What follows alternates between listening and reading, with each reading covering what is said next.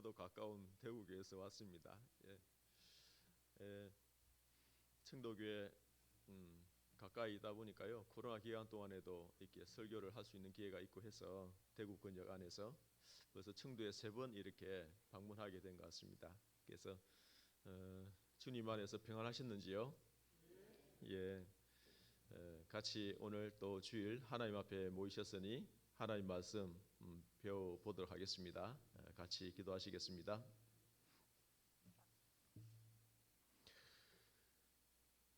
은혜와 사랑이 풍성하시고 거룩하신 하나님 아버지, 허물과 죄로 죽었던 우리 영혼을 귀하신 예수님의 보혈로서 구원해 주시고 영원한 천국에 갈 수 있는 확실한 믿음과 소망을 주셔서 감사드립니다. 구원받은 이후에도 하나님의 몸된 교회 안에서 풍성하신 은혜와 사랑으로 진리의 말씀으로 늘 인도해 주시는 주님, 오늘 주님께서 사랑하시는 청도교회 형제자매님들 또 하나님 앞에 모이셨습니다.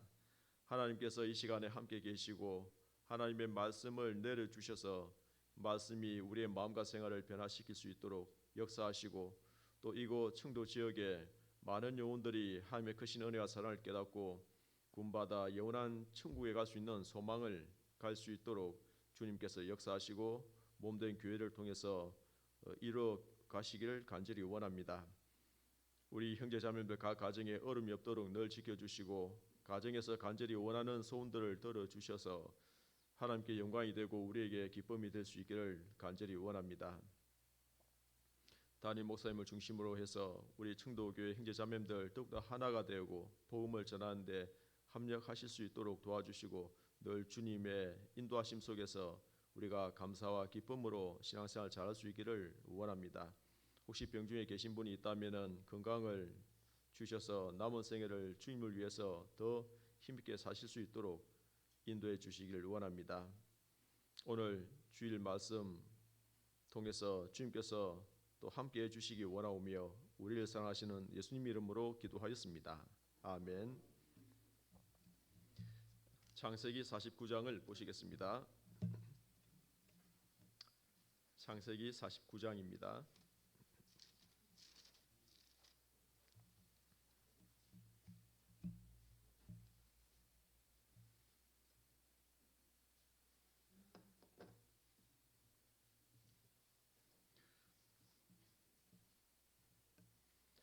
창세기 49장 22절에서 24절 말씀 같이 읽으시겠습니다.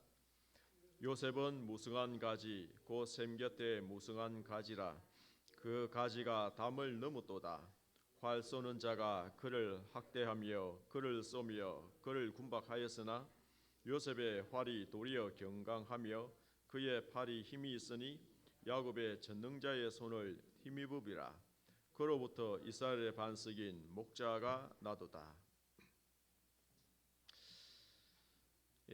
창세기 49장에 있는 이 말씀은 야곱이 죽음을 앞두고 아들들에게 장래 일어날 그 예언적인 축복을 하고 있는 그 말씀입니다. 그래서 야곱의 유언 속에서 11번째 아들인 요셉에 대한 이 예언의 어떤 축복의 말씀은 요셉에 대한 생애가 어떠했는지를 잘 설명하고 있는 말씀입니다.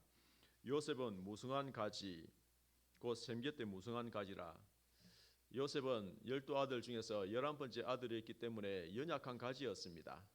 그런데 그의 삶은 무성한 가지가 되었다라고 말씀하셨는데 여기 무성한 가지는 요셉의 생애가 너무나 찬란했다는 것을 말씀하신 것입니다. 왜 무성한 가지가 될 수 있었느냐 하면은 샘 곁에 있었기 때문에 이 샘은 하나님을 뜻하는 거죠. 하나님이 요셉과 함께 하심으로 요셉은 그의 삶 속에서 형통한 자가 되었고 복을 누리는 그런 인생을 살 수 있었습니다. 활 쏘는 자가 그를 학대하며 요셉의 생애 속에서 활을 쏜 사람들이 많이 있었습니다. 형들이 요셉을 미워해서 애굽에 팔기도 하고 또 보디발 아내가 유혹을 했는데 그 유혹을 거절하자 또 옥에 들어가는 그런 일도 당하였습니다.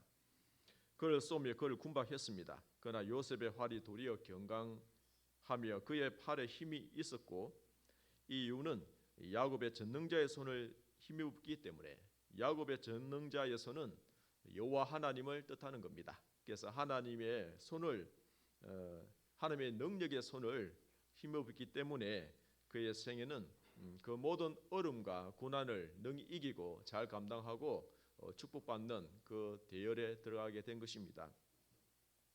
그로부터 이스라엘의 반석이 목자가 나도다.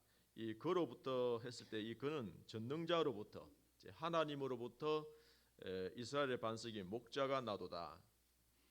하나님께서 구약 시대의 요셉이라고 하는 이 인물을 특별하게 기록한 것은 이 요셉이 오실 그리스도의 모형이 되기 때문에 특별히 많은 지면에 할애해서 창세기 37장부터 50장까지 무려 14장에 걸쳐서 요셉의 생애를 그렇게 자세히 기록을 하고 있는데, 그것은 오실 그리스도에 대한 모형이 되기 때문에 그러합니다. 그리고 요셉은 그 후손 중에 여호수아라고 하는 그 모세를 이어서 가나안 땅을 정복했던 여호수아가 있는데, 그 여호수아가 요셉의 후손이었습니다.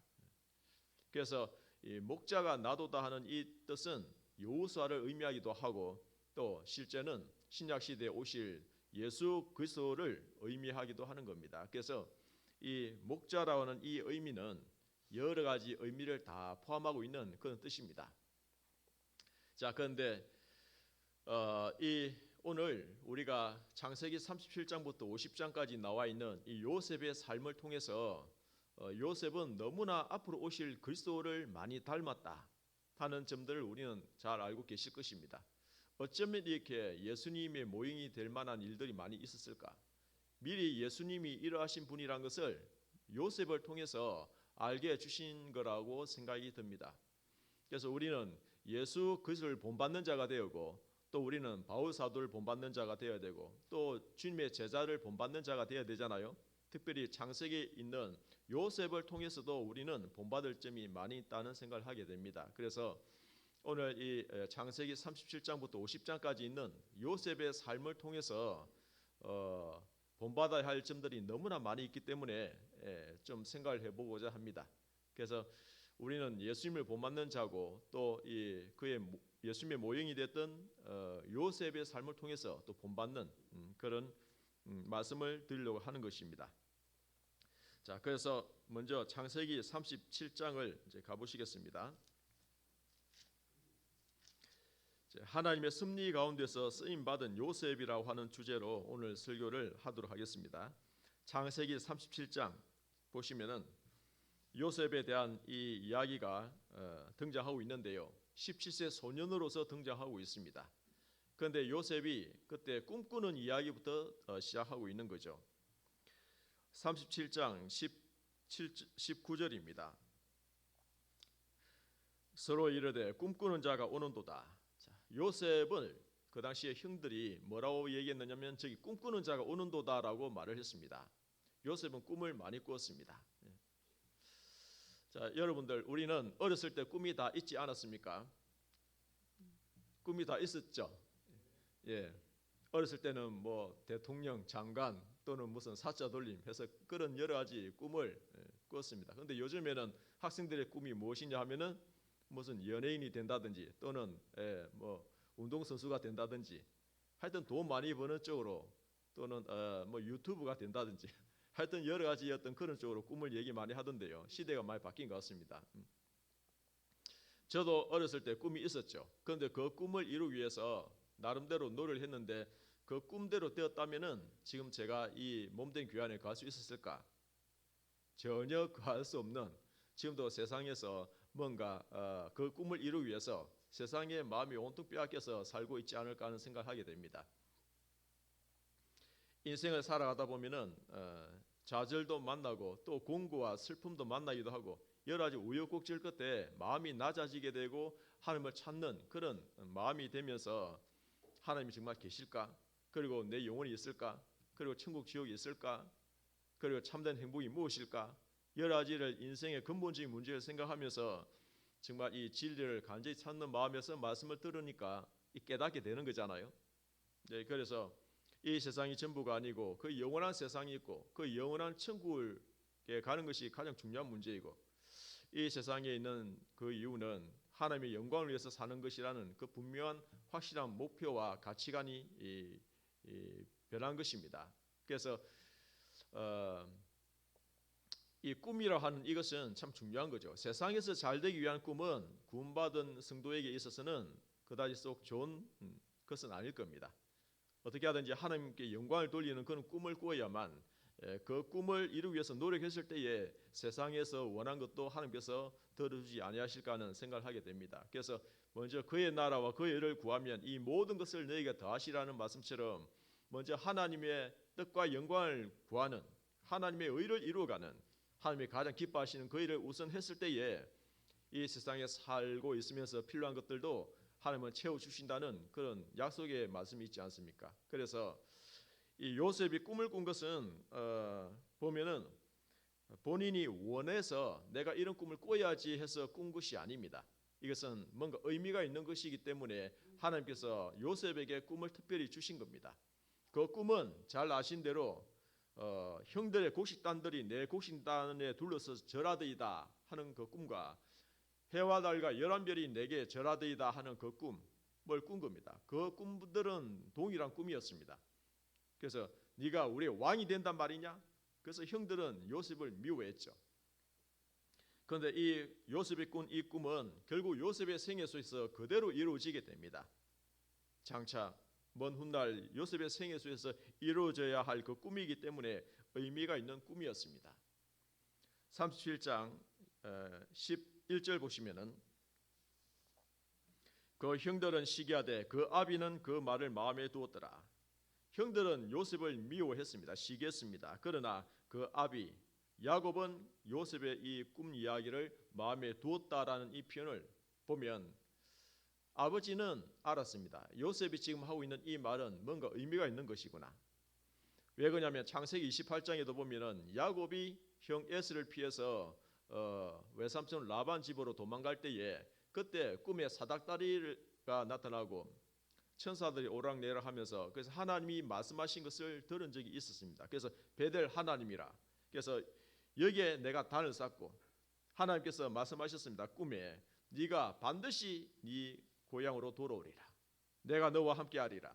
그래서 여러 번 꿈에 하나님은 야곱에게 나타나셔서 중요한 시점에 인생에서 중요한 결정을 해야 될 때는 반드시 하나님이 꿈에서 야곱에게 말씀하셨기 때문에 이 요셉이 지금 아들 요셉이 말하고 있는 것을 보면 뭔가 의미가 있는 것이구나.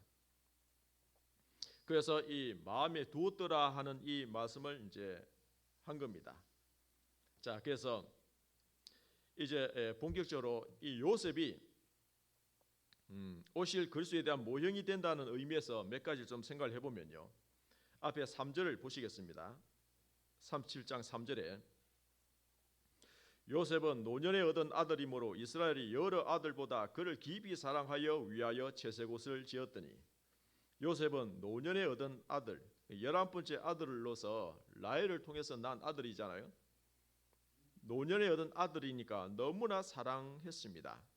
그를 깊이 사랑하였고 그래서 부모님이 자녀 사랑하는 것보다 할아버지 할머님이 손주를 사랑하는 사랑이 더 크다면서요. 저는 손주가 없어서 그 마음을 모르겠는데 그런데 이 어르신들 하시는 말씀 보면요, 아니 그렇게 손주가 이쁘다면서요. 그렇습니까? 네. 그래서 이 보면은 이 노년에 얻은 아들이므로 그래서 깊이 사랑했다. 특히 사랑을 라헬을 통해서 태어났기 때문에 얼마나 그 마음이 요셉에게 갔는지 이 특별히 채색 옷을 지어 입힐 정도로 있잖아요. 자, 그래서 아버지의 사랑을 받았던 이 요셉, 예수님께서도 하나님의 사랑을 특별히 받고 계셨습니다. 그래서 마태복음 3장 17절에 보면은 예수님께서 그 세례 요한으로부터 요단강에서 침례를 받고 올라오실 때 이는 내 사랑하는 아들이요 내 기뻐하는 자라라는 그런 하늘에서 음성이 들렸습니다. 그리고 이 요셉은 직업이 목동이었습니다. 2절에 있는 것처럼 야곱의 약전이 일환이라 요셉이 17세의 소년으로서 그 형제와 함께 양을 칠 때에 그 양치는 목동의 일을 했습니다. 예수님께서도 요한복음 10장 11절에 보면은 나는 선한 목자라 선한 목자는 양들 위하여 목숨을 버리거니와 예수님을 목자라고 목동이라고 그렇게 비유를 했죠. 그리고 요셉은 정직한 성품을 가지고 있었습니다. 2절 후반부에 보면은 그가 그들의 과실을 아비에게 구하더라라는 이 표현을 보면은 요셉은 정직한 성품이었습니다. 그래서 형들의 잘못한 것을 아버지에게 구하는 말하자면 정직한 성품을 가지고 있었는데 예수님께서도 유대 종교가들의 그 잘못된 것을 정확하게 신랄하게 말씀하심으로 인해서 그 유대인들의 미움을 받게 되기도 하셨잖아요.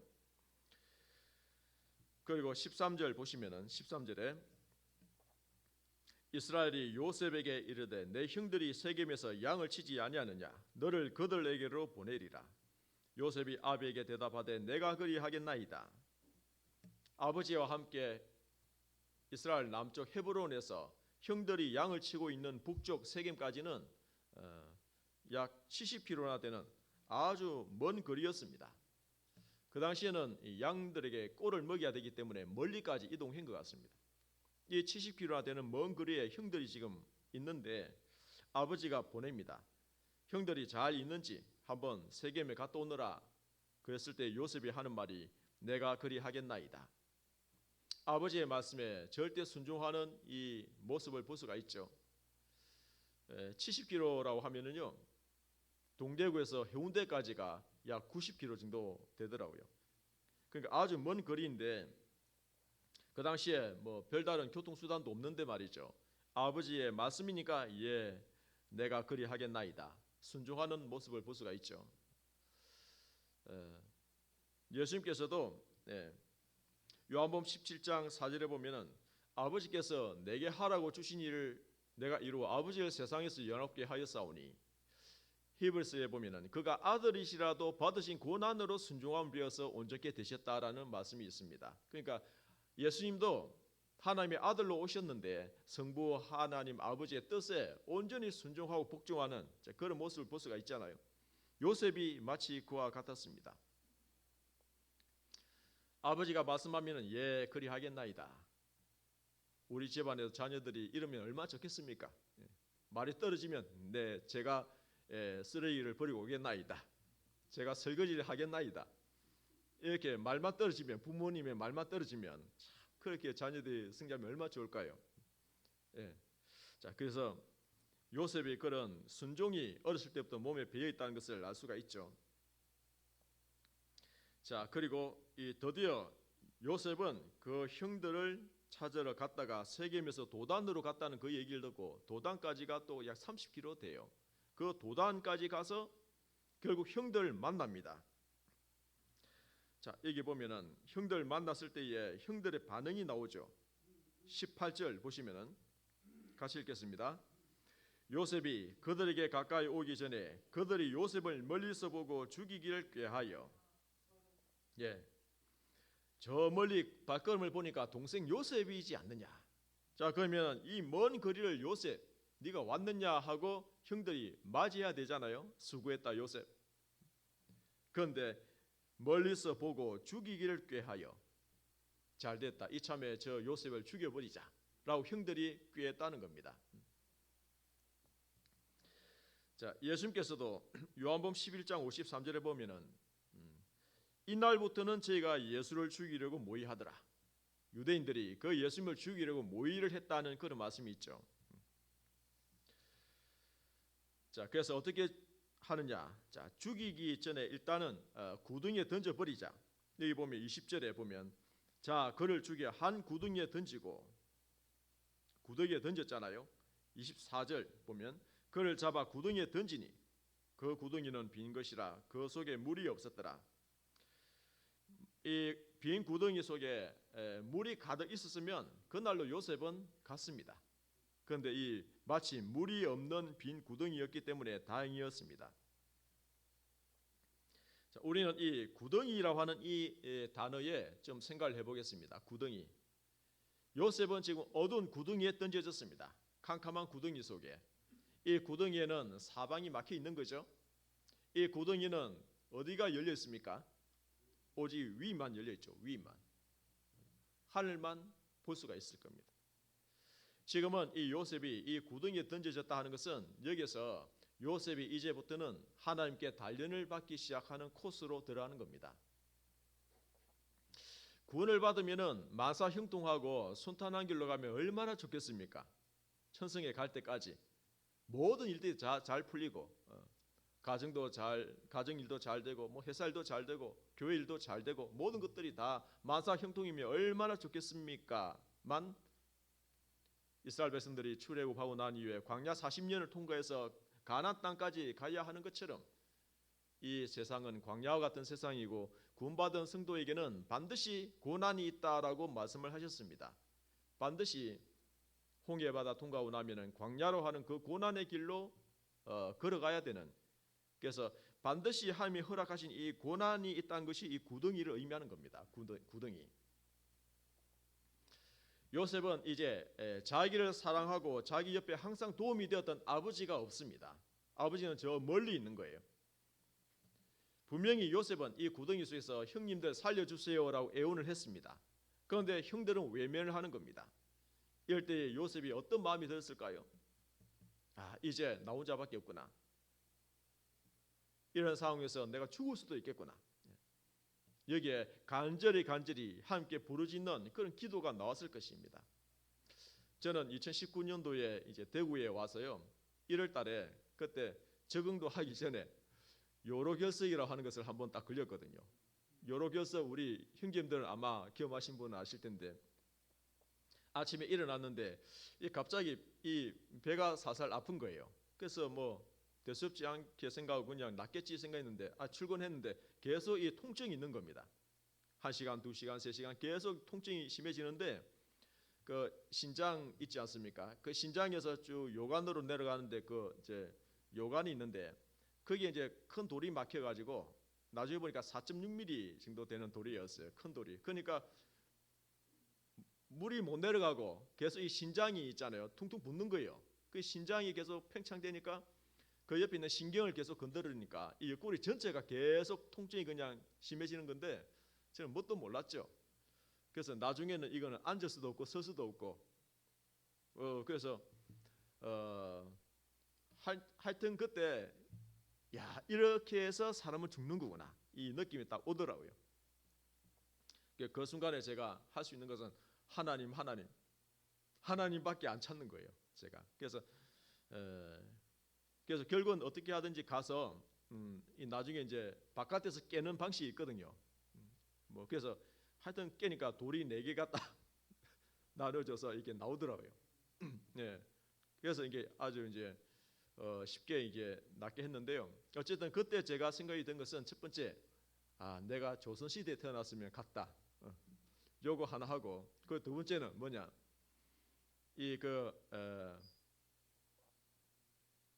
요로결석이 나중에 검색해 보니까 그 해산하는 고통하고 비슷하다는 거예요. 그래서 우리 자매가 아들 둘 낳을 때 이렇게 해산의 고통을 겪었겠구나. 그래서 우리 자매한테 잘해줘야 되겠다. 그 세 번째는 이 정도 고통인데 이렇게 힘든데 정말 이 지옥에 간 사람들은 얼마나 고통스러울까. 그 조금 그 맛을 본 것 같아요. 그래서 지옥에서 1시간 고통받는 그 사람은 얼마나 고통스러울까. 이 세상에서 아무리 고통이 많고 어려움이 많고 힘든 일이 많다 하더라도 지옥에서 1시간 고통받는 사람에 비하면 아무것도 아니잖아요. 그런 생각이 딱 들더라고요. 그래서 하여튼 이래저래 여러 가지 교훈을 좀 생각할 수 있었는데요. 자, 그래서 왜 이 말씀 드리냐면은 사람이 정말 위기 순간이 딱 오면요, 양심상 하나님밖에 찾지 않더라는 거예요. 하나님만. 요셉이 아마 이 구덩이 속에서 하나님 제발 저를 살려주세요라는 이 간절한 외침이 있지 않았을까요? 다윗도 시편 39편 7절에 보면은 주여 내가 무엇을 바라리요 나의 소망은 오직 주께 있나이다라는 그런 기도했잖아요. 다윗은 왕이 있었지만은 그런 왕위는 아무것도 아니었습니다. 항상 다윗은 흔들리는 담처럼 자기는 너무나 연약하다. 그래서 항상 하나님만 의지하고 살아갈 수밖에 없는, 그 다윗은 잘 알고 있었습니다. 오직 하나님만 의뢰하고 의지하는 그 믿음으로, 이제 그 시편의 150편 중에 절반이 다윗이 기록한 시인데, 거기다 보면 내가 주를 의뢰하나이다, 의지하나이다, 그렇게 돼 있잖아요. 다윗은 확실하게 하나님을 의지하는 법을 배웠던 신앙의 인물이었습니다. 요셉도 지금 이 구덩이 속에서 하나님을 의지하는 법을 하나씩 지금 배워가야 되는 겁니다. 그러니까 이 구덩이가 필요한 거예요. 하나님의 사람으로 쓰임받기 위해서는 반드시 이 고난을 통과해야 되고 하나님을 의지하는 법을 배워야 되는 겁니다. 모세도 자기 힘으로 이스라엘 민족을 구원하려고 그렇게 했지만은 결국 미디안 광야로 도망가는 신세가 되었고, 그래서 40년간 양을 치면서 자신은 할 수 없다는 그 낮아지게 됨으로 인해서 80세에 하나님이 모세를 부르셨습니다. 저는 할 수 없습니다. 그럴 때에 하나님이 모세를 불러서 출애굽시키는 그 역사에 귀하게 사용하신 거잖아요. 다윗도 10몇 년간 사울을 피해서 도망다니는 그런 신세가 있었습니다. 바울 사도도 구원을 받고 난 이후에 사우디아라비아에 가서 그 시내산 호렙산이라 하는 그곳에서 하나님과 깊은 대화를 나누고 훈련받는 기간이 있었습니다. 그래서 신약 성경 14권을 기록할 수 있는 그런 모태가 어떤 기반이 될 수도 있었던 겁니다. 어쨌든 하나님의 사람으로 쓰임 받은 사람들은 한결같이 그 고난받는 코스가 있는 것입니다. 그 길로 하나님은 인도하시는 것입니다.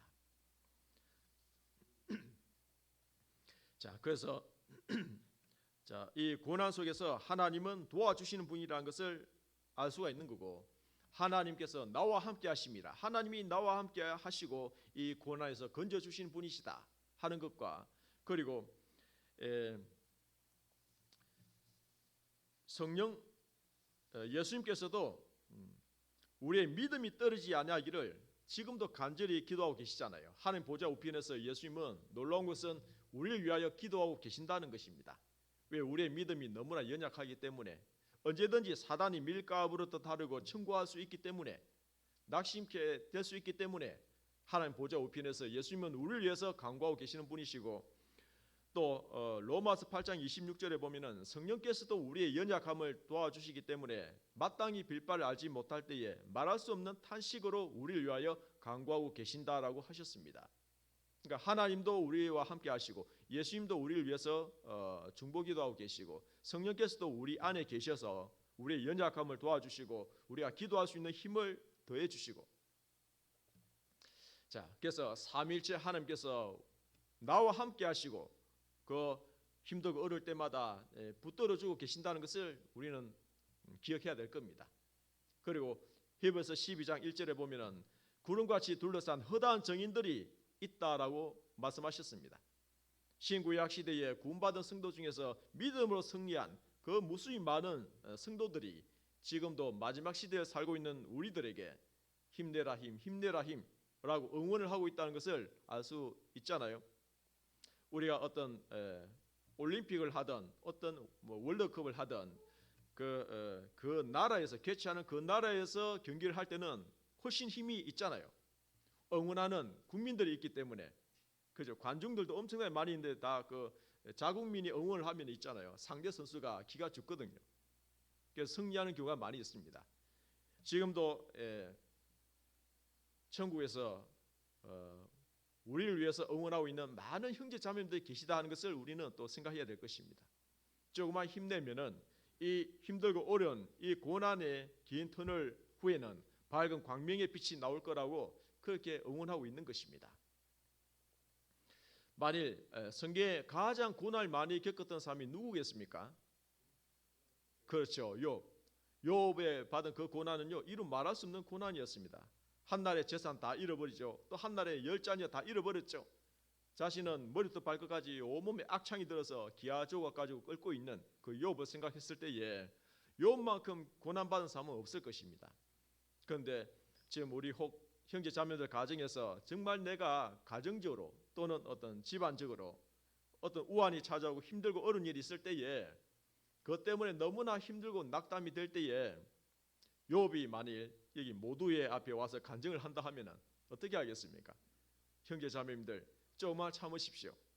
저도 너무나 낙담이 되고 힘든 일이 많은데 아시잖아요. 이 구약 성에 보면 욥기에 잘 기록되어 있잖아요.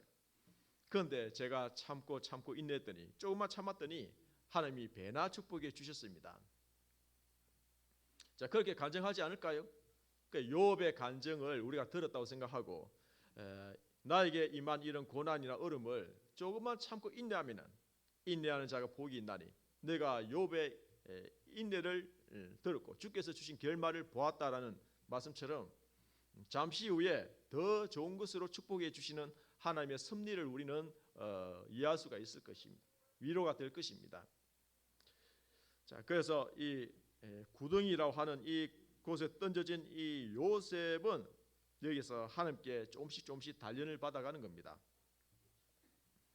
여기서 요셉이 죽으면 안 되죠. 자, 그래서 하나님이 극적으로 건져내십니다. 37장 28절 보시면은 때에 미디안 사람 상고들이 지나는지라, 때라고 하는 이 말씀이 있는데 성경에 때 또는 마침내 또 우연히라는 성경에 가끔 등장하는 이 타임이 있는데요.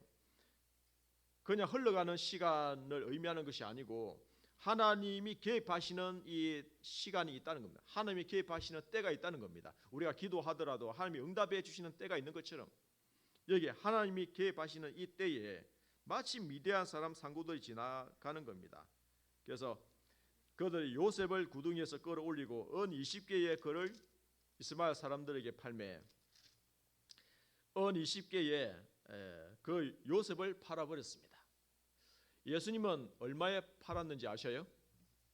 은 30입니다. 예수님은 가치를 좀 더 매겨가지고 은 30, 요셉은 은 20.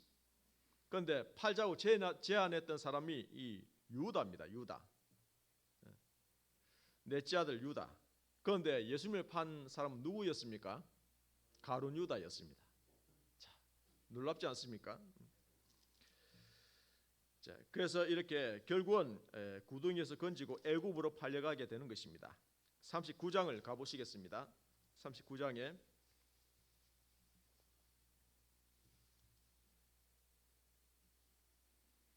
39장 1절입니다. 1절 요셉이 이끌려 애굽에 내려가매 바로의 신하 시대장 애굽 사람 보디발이 그를 그리로 데려간 이스마엘 사람의 손에서 그를 산이라. 여호와께서 요셉과 함께 하심으로 그가 형통한 자가 되어 그 주인 애굽 사람의 집에 있으니 그 주인이 여호와께서 그와 함께 하심을 보며 또 여호와께서 그의 범사에 형통케 하심을 보았더라. 요셉이 그 주인에게 은혜를 입어 섬기매 그가 요셉으로 가정 총무를 삼고 자기 소유를 다 그 손에 위임하니 그가 요셉에게 자기 집과 그 모든 소유물을 주관하게 한 때부터 여호와께서 요셉을 위하여 그 애굽 사람의 집에 복을 내리심으로 여호와의 복이 그의 집과 밭에 있는 모든 소유에 미친지라. 네. 이 시대장 보디발 집에 요셉이 팔려갔는데요. 여기는 이 말씀에 보면은 반복되는 구절들이 있죠. 여호와께서 요셉과 함께 하심으로 여호와께서 요셉과 함께 하셨다라는 이 말씀이 계속 반복되고 있습니다. 그래서 보디발 집이 형통케 되었다. 복을 받게 되었다. 구원받은 성도 한 분 한 분이 어느 직장에 들어갔다 했을 때에 그 직장이 복을 받는 것입니다. 구원받은 며느리를 우리 집안에 맞이했다 하면은 그 구원받은 며느리 덕분에 또 그 집안이 복을 받는 경우도 있고 줄줄이 그 집안 친족들이 구원을 받는 일도 있습니다. 그래서 구원받은 성도 한 분 한 분이 어디를 가느냐 또 거기서 어떤 모습으로 살아가느냐에 따라서 그리스도의 향기가 드러나고 또 빛과 소금 역할을 하면서 많은 영혼들이 함께로 돌아올 수 있는 그 놀라운 축복이 임하게 되는 것이죠. 그래서 요셉이 보디발 집에 들어갔기 때문에 이 보디발 집이 이 축복을 받게 되었다라는 이 내용입니다. 여기서 중요한 것은 요셉이 너무나 성실하게 일을 했다는 것을 알 수가 있습니다. 성실하게 일을 한 요셉. 그래서 잠언 22장 29절에 보면은 내가 자기 사업에 성실한 사람을 보느냐 건실한 사람을 보았느냐 이러한 사람은 왕 앞에 설 것이요. 자기 일에 건실한 사람이 대표적으로 누굽니까? 요셉입니다. 요셉은 그래서 이 바로 왕 앞에 나중에 서게 되잖아요. 엘리사도 농부의 일을 열심히 하고 있을 때에 엘리야를 통해서 부르셨습니다. 베드로, 야고보, 요한도 물고기 잡는 어부로서 열심히 일을 하고 있을 때에 부르셨죠. 마태는 세간에서 열심히 일을 하고 있을 때에, 또 누가는 의사로서 열심히 자기 일을 하고 있을 때에 예수님이 부르셨습니다. 그러니까 한결같이 세상에서 자기 일을 열심히 하고 있는 사람을 하나님은 하나님의 일꾼으로 부르시는 것을 알 수가 있습니다. 여기서 성실한 요셉을 생각할 수가 있고, 또 이제 더 나아가서 이제 요셉이 시험을 받는 장면이 나옵니다. 시험을 받는 장면 7절입니다. 그 후에 그 주인의 처가 요셉에게 눈짓하다가 동침하기를 청하니 요셉이 거절하며 자기 주인의 처에게 이르되 나의 주인이 가중 재반 소유를 간섭지 아니하고 다 내 손에 위임하였으니 이 집에는 나보다 큰 이가 없으며 주인이 아무것도 내게 금하지 아니하였어도 금한 것은 당신뿐이니 당신은 자기 아내임이라. 그런즉 내가 어찌 이 큰 악을 행하여 하나님께 득죄하리까? 가만히 보니까요, 이제 이 요셉을 넘어뜨려야 되겠는데 마귀가 요셉에게 접근하고 있는 것입니다. 보디발 아내를 통해서. 이 보디발 아내가 요셉이 마음에 들었던 것 같아요. 그래서 이성적인 유혹을 하는 겁니다. 사람은 누구나 다 약한 것이 있습니다. 그렇죠? 어떤 사람은 돈에 약합니다. 어떤 사람은 명예심에 약하고 어떤 사람은 이성에 약합니다. 사울 왕은 백성들 앞에 자기를 높여달라고 해서 명예심 때문에 이 사울 왕은 넘어졌습니다. 삼손도 드릴라를 사랑한 그 마음이 그 하나님을 사랑한 마음보다 더 컸기 때문에 결국 그 한 여인 때문에 이 삼손이 신앙이 무너졌습니다. 아간은 여리고성이 무너졌을 때에 여호와께 바친 물건 중에서 그래서 외투나 이런 것을 좀 훔쳤기 때문에 그 탐심 때문에 이 아간이 죽임을 당했습니다. 어쨌든 이 마귀는 이 요셉을 접근하는 데 있어서 요셉을 보니까 세상에서 잘 되고 싶어하는 그런 명예심도 안 보이는 것입니다. 그리고 자기를 너무나 성실하기 때문에 뇌물 같은 것도 잘 안 받는 거예요. 그리고 이 보면은 탐심도 별로 없어 보여요. 그러니까 요셉에게 무엇으로 접근할까? 미색을 동원시키는 겁니다. 이 당시에 요셉의 나이가 27세에서 28세 정도 되는, 그러니까 애굽에 팔려간 지 한 10년 정도 되는 그때, 그러니까 요셉은 혼자 타향살이하고 있는 거죠. 너무나 외롭겠죠. 아버지도 옆에 없고. 그러니까 외국에서 혼자 이렇게 쓸쓸히 10년 동안 지내다 보면요, 너무나 마음이 외롭고 쓸쓸할 것입니다. 그리고 27세에서 28세 정도 되었으면 가장 아리따워할 만한 그런 청년이었습니다. 여기 39장 6절 보시면은 6절 그 후반부에 보시면요, 요셉은 용모가 준수하고 아담하였더라. 용모가 준수하고 아담했다는 이 표현은 키가 아담 사이즈라는 그런 뜻은 아닙니다. 원어상에 보면은 핸섬하다는 뜻입니다. 핸섬, 꽃미남. 요즘 말로 말하면 꽃미남이라는 겁니다. 요셉의 어머니가 라헬이죠. 라헬. 창세기 29장 17절 보면은 라헬은 곱고 아리따우니라는 표현이 있습니다. 그러니까 이 야곱이 라헬을 사랑한 거죠. 그러니까 라헬의 아들이었기 때문에 요셉도 너무나 잘생긴 그런 남자였습니다. 그러니까 이 보디발 아내가 유혹을 하는 거죠. 못생긴 남자에게 유혹하겠습니까? 자, 그래서 이 보면은 그걸 보면 사단은 최고의 심리학자라고 하는 것을 누군가 말했는데요. 그렇습니다. 요셉에게 가장 필요한 혈기왕성하고 젊은 청년에게 접근해서 넘어뜨리려고 하는 겁니다. 이 마귀는. 자, 여기 11절 보시면은 11절에 그러할 때에 요셉이 시모하러 그 집에 들어갔더니 그 집 사람은 하나도 거기 없었더라. 놀라운 말씀이죠. 그 보디발 집에는 종들이 너무나 많이 있었을 텐데 왜 그 집에 종이 한 사람도 없었을까요?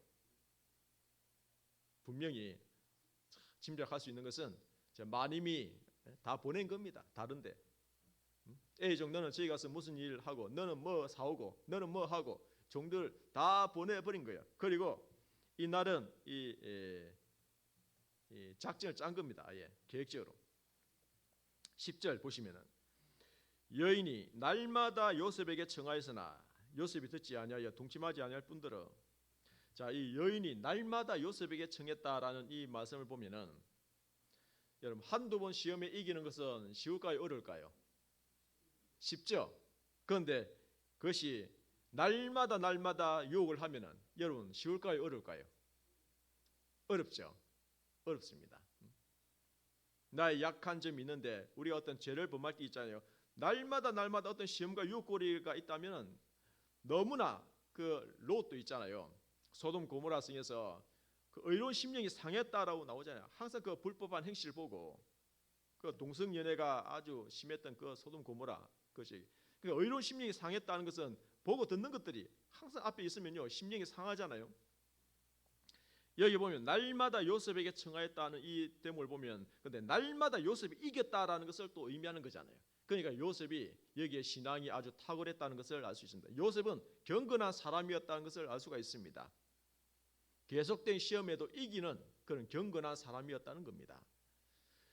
마치 예수님께서 마태복음 4장에 보면은 40일간 금식하시고 마귀가 시험을 했을 때에 기록되었을 때 계속 말씀으로 이겨 가신 것처럼 그래서 시험을 이기신 그 예수님의 모형이 된다는 겁니다. 요셉은 12절 보시면은 그 여인이 그를 그 옷을 잡고 가로되 나와 동침하자. 요셉이 자기 옷을 그 손에 버리고 도망하여 나가매. 아예 이날은요 이 여인이 아예 그냥 동침하자고 그냥 대드는 겁니다. 자 그랬을 때에 요셉이 자기 옷을 버리고 겉옷을 버리고 아예 그냥 주랭랑 친 겁니다. 이 정도 되면은 이 보디발 아내가 열 받아요, 열 안 받아요? 뚜껑 열리죠. 여자가 한을 품으면 온열에도 서리가 내린다더니. 그래서 이 여자가요, 이 여인이 너무나 자존심이 상하잖아요. 자 그래서 어떻게 했느냐? 하여튼 누명을 세워서 그 남편에게 이 저 히브리 노인이 히브리 종이 날 겁탈하려고 했다고라고 거짓 누명을 세워서 옥에 집어넣게 하는 겁니다. 자 그래서 결국은 거짓 정인을 세워서 이제 들어가는 것처럼 마태복음 26장 59절에도 보면 예수님께서 거짓 정인 두 사람을 세워서 그 예수님을 모함하는 그런 내용이 쭉 나오거든요. 죄 없는 예수님을 모함하는 거짓 정인들이 있었습니다. 자, 디모데후서 3장 12절 자, 이런 말씀이 있습니다. 무릇 그리스도 예수 안에서 경건하게 살고자 하는 자는 핍박을 받으리라. 그래서 경건하게 살고자 하는 자는 핍박을 받는다라고 기록되어 있습니다. 따라 해보시겠습니다. 자, 그리스도의 인격을 갖추면 시험이 오고 시험을 이기면 핍박이 온다. 그럽니다. 내가 인격을 갖춰가면 갖춰갈수록 여러 가지 생각지 못한 시험이 오게 돼 있습니다. 그런데 그 시험에 계속 이기면 이제 생각지 못한 핍박이 올 수도 있습니다. 그래서 하나님의 아들이라 하는 그 증거를 얻게 되는 것입니다. 자, 우리는 주님의 인격을 닮아가는 신앙생활을 하고 있는 거잖아요. 이 요셉도 이런 인격을 점점 배워가야 되는 것입니다. 그래서 이제는 점점 인격을 갖춰가는 이 요셉의 모습을 볼 수가 있는 거죠. 그래서 이 위에서 하나 생각할 수 있는 것은 보디발이 있잖아요. 아니 그랬다고 하고 당장 요셉을 사형시켜라고 할 수 있는데 왜 그냥 옥에 집어넣었을까요? 이 보디발 시대장도 알고 있는 겁니다. 자기 부인이 끼가 있다는 것을 알고 있는 거예요. 그리고 요셉은 너무나 성실한 사람이고 하나님이 함께 하셨다는 것을 알고 있었잖아요. 요셉이 그럴 리 없다라고 어느 정도 또 생각을 했을 수도 있습니다. 그만큼 요셉이 그렇게 경건하게 살았다는 것을 알 수 있죠. 자, 어쨌든 여기에서 우리는 40장으로 39장에 가보시면은 39장에 21절입니다. 21절 같이 읽겠습니다. 여호와께서 요셉과 함께 하시고 그에게 인자를 더하사 전옥에게 은혜를 받게 하시매. 자, 이 보면 요셉이 이제 감옥에 들어갔는데요. 근데 여호와께서 요셉과 함께 하시고 그에게 인자를 더하사, 여기 더하사라는 이 표현이 있죠. 그 감옥 속으로 더 깊이 하나님이 내려가셨다라는 이런 뜻입니다. 인자를 더하셨다. 이 말씀은 하나님이 요셉, 네 마음 내가 다 안다 이겁니다. 응? 그렇죠? 인자를 더하셨다라는 이 말씀이죠. 22절 보면 전옥이 옥중 죄수를 다 요셉의 손에 맡김으로 그 재반 사물을 요셉이 처리하고 전옥은 그의 손에 맡긴 것을 무엇이든지 돌아보지 아니하였으니 이는 여호와께서 요셉과 함께 하심이라. 여호와께서 그의 범사에 형통케 하셨더라. 감옥에 들어가서도 요셉이 너무나 일을 성실하게 잘했기 때문에 여기서 전옥이 그 일을 다 맡겼습니다. 요셉에게. 일 처리를 너무나 잘한 거죠. 깔끔하게 잘하는 겁니다. 자, 여기서 우리가 생각할 수 있는 것은 만일 요셉이 감옥 안에 들어가서 내가 잘못한 것도 없는데 그 보디발 아내가 나를 누명 세워서 내가 이 안에 들어왔다. 그리고 왜 내가 여기까지 들어왔을까? 결국 형들이 날 팔았기 때문에 내가 여기 들어온 거다. 라고 꼬리에 꼬리를 물고 그 원통하고 억울한 일을 생각했다면 일이 손에 잡혔을까요? 안 잡혔을 겁니다. 원통하고 억울한 일을 생각하고 생각할수록 일은 잘 안 풀리는 겁니다. 내 마음이 불편할 것입니다. 자, 이 말씀을 보면 생각할 수 있는 것은 요셉은 자기가 이렇게 억울하고 힘든 일이 있어도 이것을 생각하는 것이 아니고 이것을 하나님께 맡겼다라는 것을 알 수가 있죠. 자, 우리가 믿음이 무엇입니까? 믿음은 내가 억울한 일 당하더라도 또 오해를 당하더라도 힘든 일이 당하더라도 그것을 내가 감당할 수 있는 것도 아니고 내가 미치지 못할 일이기 때문에 모든 것을 형편을 잘 아시는 하나님께 맡기는 것. 자, 그리고 나는 내가 해야 할 일을 성실하게 행하는 것. 자, 이것이 믿음입니다. 믿음. 그래서 믿음이 있노라 하고 근심 걱정에 휩싸여 있는 분이 있잖아요. 여러 가지 먹고 사는 문제 또는 여러 가지 앞일에 대한 노후 걱정, 여러 가지 일을 미리미리 염려하면요, 그건 염려 속에 붙들려서 지금 해야 될 것도 제대로 하지 못하는 일이 있잖아요. 그래서 이미 지나간 그 과거는 이제 내 것도 아닙니다. 이미 지나갔기 때문에 앞으로 미래에 닥쳐올 그 일들도 다 하나님께 맡게 되는 겁니다. 현재 나는 오늘 주어진 오늘 하루 하나님 앞에 나는 행한다라는 생각을 가지고 정말 하나님 보시기 기뻐하시는 하나님이 원하시는 그 일을 온전하게 행하는 것, 그것이 바로 믿음 있는 삶이라는 생각을 하게 됩니다. 요셉은 정말 이 모든 것을 하나님께 맡기고 자기 일을 성실하게 했다는 것을 볼 수가 있습니다. 그러니까 이 전옥은 감옥 안에서 이 관리하는 이제 그런 관원장이겠죠. 이 관리인일 겁니다. 그래서 이 전옥이 옥중 죄수를 맡아서 관리하고 있는데 요셉에게 이 일을 맡겼다는 것을 보면은 요셉이 너무나 일을 잘했던 겁니다.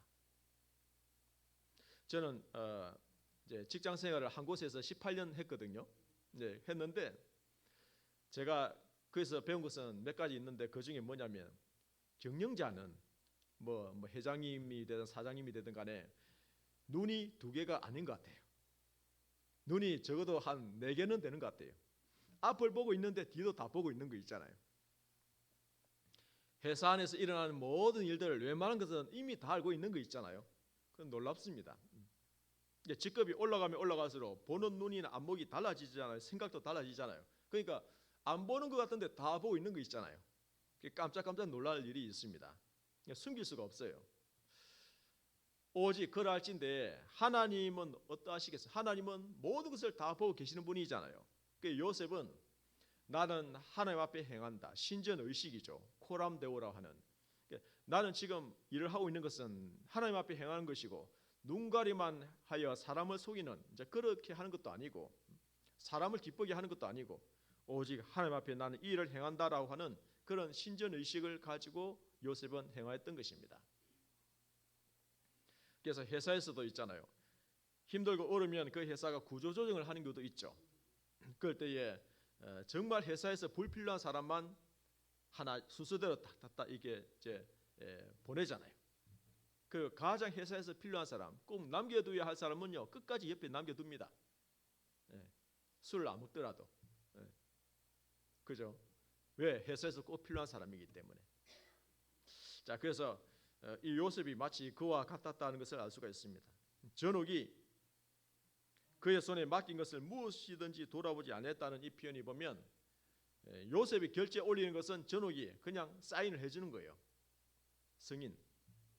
우리도 직장에 보면 뭐 팀장이든 부장이든 임원이든 에게 뭐 올리잖아요. 보고 올리면 자네가 올린 것은 무조건 오케이. 이런 경우가 있거든요.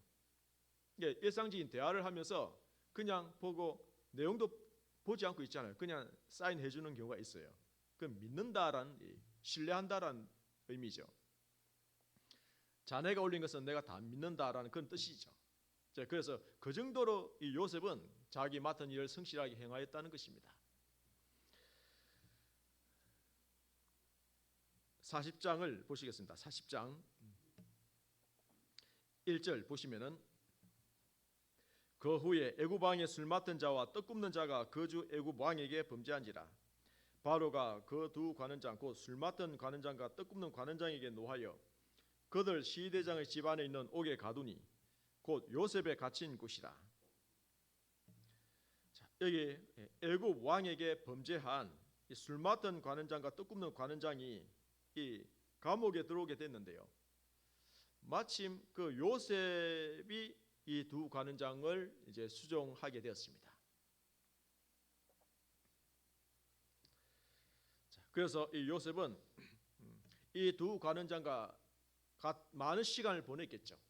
이 종으로서 자기는 이 두 관원장, 말하자면 바로 왕의 오른팔 왼팔과 같이 아주 최측근들이라고 볼 수가 있는데, 그 옛날에는 술에 독을 넣어가지고 왕을 암살시킨 경우가 많잖아요. 그러니까 술을 맡았다는 것은 그 왕이 신뢰하는 사람을 술을 맡기기도 하고, 떡을 맡겼다는 것은 음식과 관계된 거잖아요. 그 왕에게 있어서 음식이나 술은 중요한 거잖아요. 그러니까 아주 친근한 사람들이에요, 바로 왕과. 그래서 이 관원장들과 요셉은 함께 보낸 시간을 보내게 되는 겁니다. 자, 그런데 보면 이 요셉이 아버지도 잘 섬겼고, 여기 시대장 보디발 집에서도 보디발을 잘 섬겼고, 이 감옥에서 전옥도 잘 섬기고, 이 또 두 관원장도 잘 섬기는 이 모습, 훗날 나중에 바로 왕도 잘 섬기는 모습으로 가잖아요. 그러니까 섬긴다 하는 이것이 몸에 잘 배어 있는 거예요, 요셉은. 그러니까 자기의 상사를 잘 섬기는 그 사람, 사람을 잘 섬기는 그 사람은 하나님을 또 잘 섬기게 돼 있는 것입니다. 그래서 엘리사의 손에 물을 붓던 사밧의 아들 엘리야의 손에 물을 붓던 사밧의 아들 엘리사라는 그런 말씀도 있죠. 그러니까 엘리사가 엘리야를 잘 섬겼기 때문에 나중에 이어서 선지자를 잘 할 수 있었던 것입니다. 모세의 시종 눈의 아들 여호수아, 여호수아도 청년 여호수아도 모세를 따라다니면서 잘 배웠습니다. 잘 섬겼습니다. 그래서 모세를 이어서 이스라엘 지도자가 될 수 있었던 것처럼, 예수님께서 이 땅에 오셔서 하신 말씀이 누가복음 22장 27절에 보면은 앉아서 먹는 자가 크냐 섬기는 자가 크냐, 앉아 먹는 자가 아니냐, 그러나 나는 섬기는 자로 너희 중에 있노라. 예수님은 섬기는 자로 오셨다라고 하셨습니다. 그래서 섬김을 받는 사람보다는 섬기는 자가 실제로 천국에 가면 더 크다라고 하였습니다. 이 땅에 있는 동안에는 섬김을 받는 것보다 섬기는 것이 훨씬 더 낫다는 것을 의미하는 말씀이죠. 자, 그래서 교회 안에서도 섬기는 자가 되어야 되는 거죠. 예수님이 하신 것처럼 자기를 높이는 자는 낮아지고 자기를 낮추는 자는 높아지리라. 점점 낮아지고 겸손해지면 결국 하나님이 때가 되면 높이신다는 그런 말씀이죠. 그래서 교회 안에서도 겸손이 최고라고 하는 것을 계속 우리가 배우고 있잖아요. 실제 사실입니다. 진리입니다. 겸손한 자에게 하나님의 성령이 임하시고, 겸손한 자에게 마음이 낮아진 사람에게 하나님의 비밀을 깨닫게 하시고, 교회 안에 성령의 역사를 보이게 하시고, 또 또 주님이 어떻게 그 안에 역사하시는지가 보이게 되는 겁니다. 그래서 마음이 높아지고 교만해지면은 신령한 것을 볼 수가 없는 겁니다. 자, 그래서 이 요셉이 너무나 겸손한 모습으로 이렇게 종의 모습으로 잘 섬겼다는 것을 알 수가 있죠. 창세기 39장 20절입니다. 20절.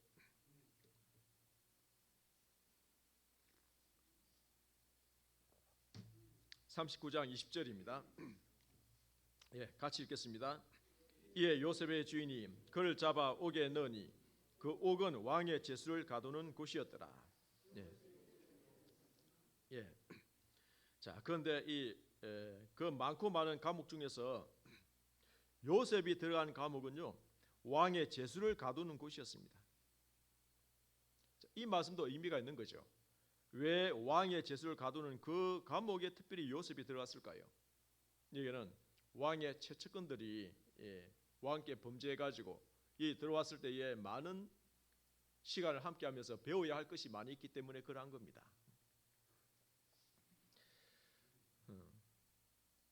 여기 술 맡은 관원장이나 떡 굽는 관원장도 마찬가지였겠죠. 감옥 속에서 무슨 말을 했을까요? 뭐 우리가 상상할 수 있잖아요. 내가 누군 줄 알아? 내가 바로의 오른팔이야. 바로 왕은 어떤 왕이냐면은 성격이 이러이러하고 또 이런 음식을 또 잘 좋아하고, 하여튼 그 바로 왕에 대해서 아주 상세하게 얘기를 많이 했을 수가 있고, 또 이집트라고 하는 나라가 얼마나 큰지, 이 이집트라고 하는 나라는 이러이러한 나라야라고 자랑스럽게 얘기할 수 있을 거 아니에요.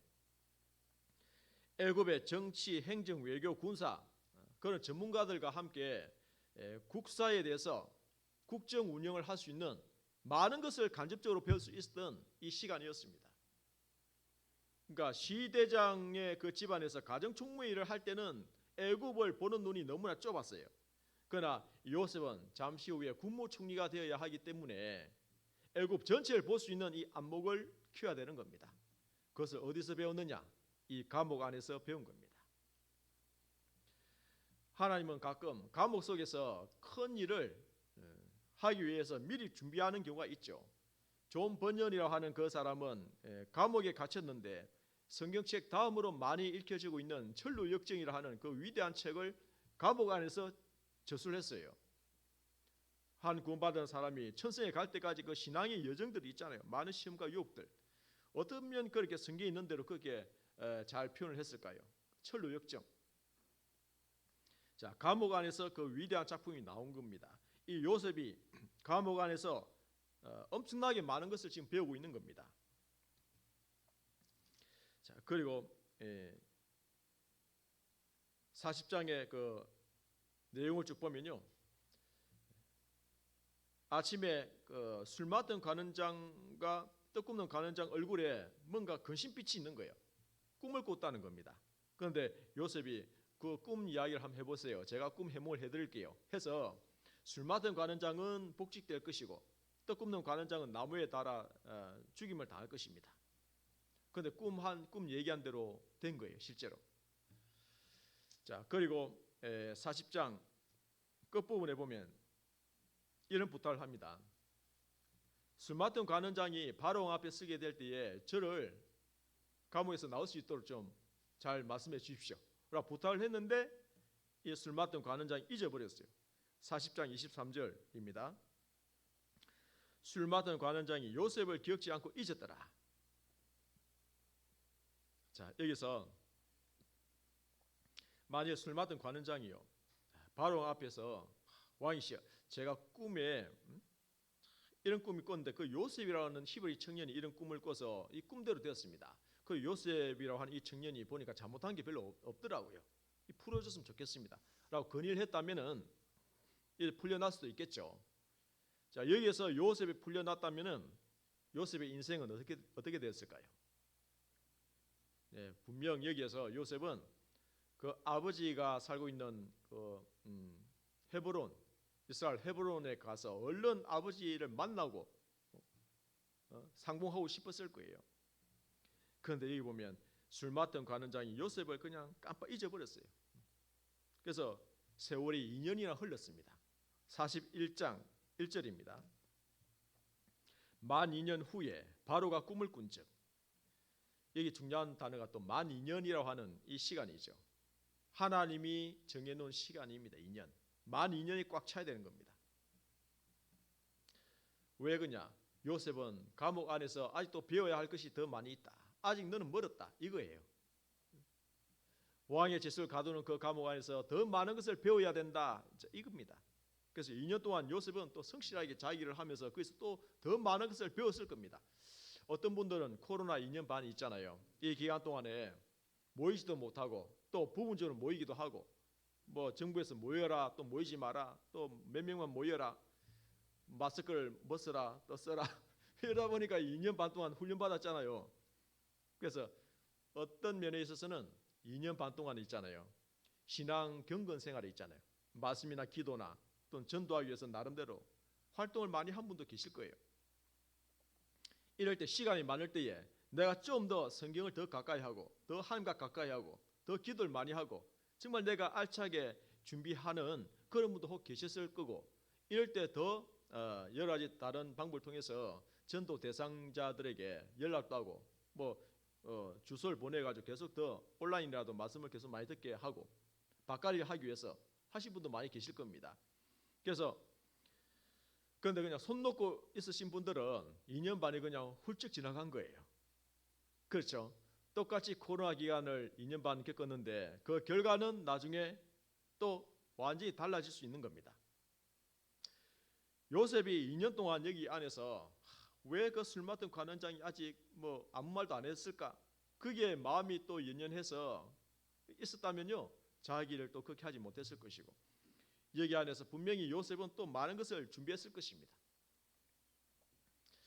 자, 그래서 이 만 2년이라고 하는 이 시간이 중요한 것이고, 후에 바로가 꿈을 꾼즉, 바로 왕이 자기가 꿈을 꾸고 싶어서 꿈꾼 것이 아니에요. 하나님이 바로 왕에게 특별한 꿈을 꾸게 하신 거예요. 하나님이 요셉에게 꿈을 꾸게 하신 것처럼 이 바로 왕에게도 7년 풍년에다가 그 다음에 7년 흉년이라 하는 이 꿈을 의미를 가진 꿈을 꾸게 하신 거예요. 왜 그러냐? 요셉을 총리로 삼기 위해서 그렇게 하신 겁니다. 잘 아신 대로 이 요셉은 꿈 해몽을 잘해서 7년 풍년, 7년 흉년이라고 하는 이때 곡식장국을 많이 지어서 흉년을 대비해야 됩니다. 이같이 너같이 지혜로운 사람이 어디 있겠느냐? 네가 이를 맡아서 하거라. 그래서 인장바지를 빼어서 요셉에게 주고, 요셉이 갑자기 총리가 되는 그런 장면이 나오잖아요. 그래서 41장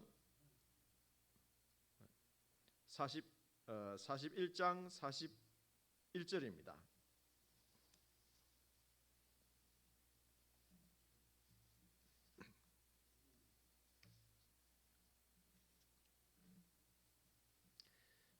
바로가 또 요셉에게 이르되 내가 너로 애굽 온 땅을 총리하게 하노라 하고, 자, 드디어 이제 총리가 되는 영광스러운 자리에 올라가게 되는 것입니다. 46절 보시면은 요셉이 애굽 왕 바로 앞에 설 때에 30세라. 자, 요셉이 총리가 된 나이가 30세죠. 그런데 누가복음 3장 23절에 보면은 예수님께서도 30세쯤 공생애를 시작하시더라. 예수님도 30세쯤 공생애를 시작하셨다라는 말씀이 나오죠. 네.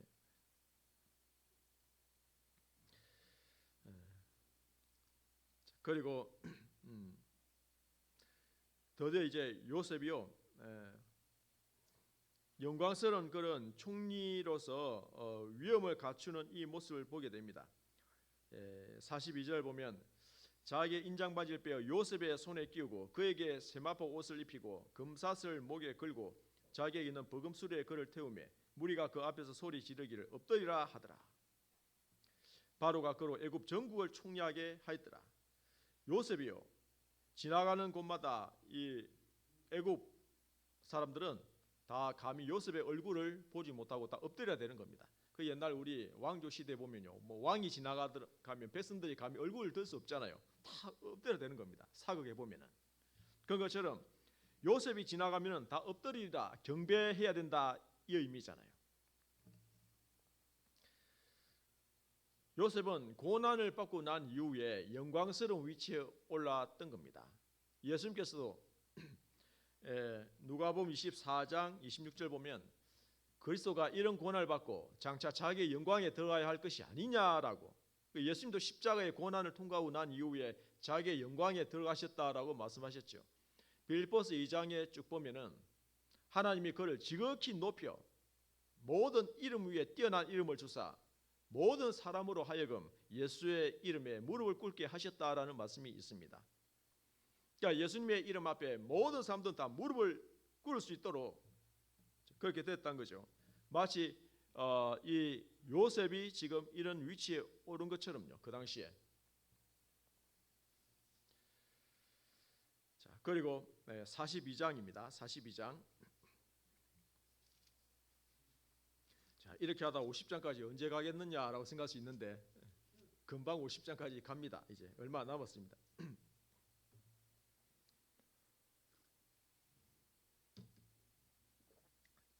42장의 이 내용은 그 아버지와 형들이 살고 있는 가나안 땅에도 흉년이 와서 애굽에 곡식이 있다는 소식을 듣고 곡식을 사러 애굽으로 내려가게 됩니다. 자, 여기서 42장 7절 보시면은 같이 읽겠습니다. 요셉이 보고 형들인 줄 아나 모른 체하고 엄한 소리로 그들에게 말하여 가로되 너희가 어디서 왔느냐? 그들이 가로되 곡물 사려고 가나안에서 왔나이다.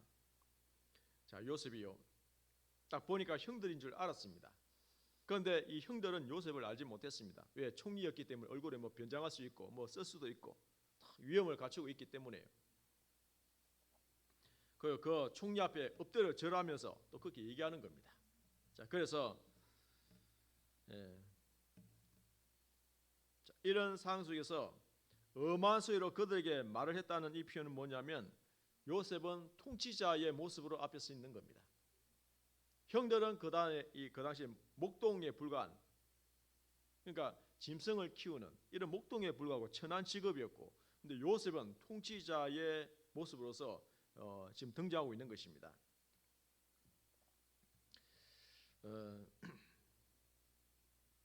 그런데 엄청난 신분의 격차를 가지고 있는 거죠. 근데 42장부터 43장, 44장 이 세 장은 어떤 내용이냐 하면요,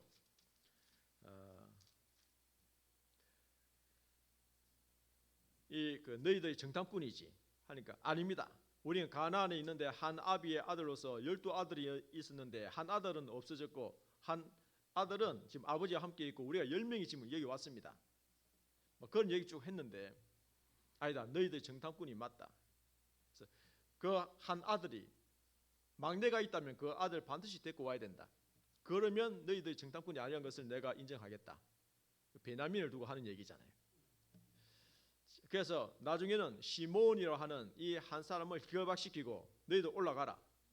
그 양식을 다시 도로 이제 넣고 또 보냈어요. 그 나중에 또 양식이 없잖아요. 그러니까 또 가지러 또 내려옵니다. 그래서 결국은 왔다 갔다 이렇게 하면서 그 형들이 지나간 그 세월 속에서 잘못한 것을 스스로 깨달을 수 있도록 그렇게 요셉이 지혜롭게 한 겁니다. 그래도 형들이요 애를 먹습니다. 왔다 갔다 하면서. 결국 나중에는 이 동생 베냐민을 보고 너무나 울고 깨안는 그런 모습이 있죠. 자, 그래서 극적으로 다시 만나게 되는데 45장에 가보시겠습니다. 45장에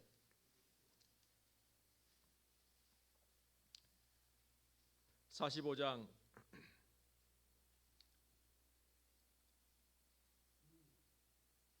1절 보시면은 요셉이 시종하는 자들 앞에서 그 정을 억제하지 못하여 소리 질러 모든 사람을 자기에게서 물러가라 하고 그 형제에게 자기를 알리니 드디어 요셉이 자기의 신분을 밝힙니다.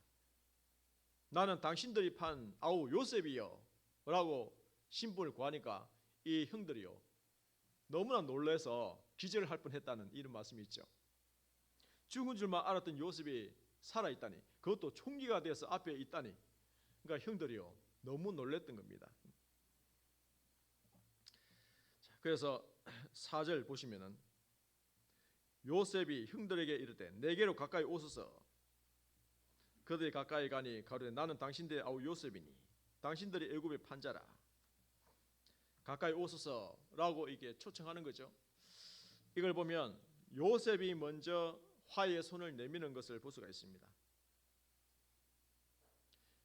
이 장면에서는 이 요셉이 구원자의 모습으로 등장하고 있습니다. 구원자.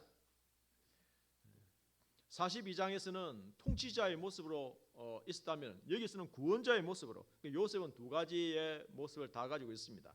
통치자와 구원자의 모습을. 예수님도 만민을 심판하는 권세를 가지신 분이고 또 우리 영혼을 구원해 주실 구원자도 되시는 분이죠. 그러니까 예수님은 두 가지 양면성을 다 가지고 있는 것처럼 이 요셉도 지금 그러합니다.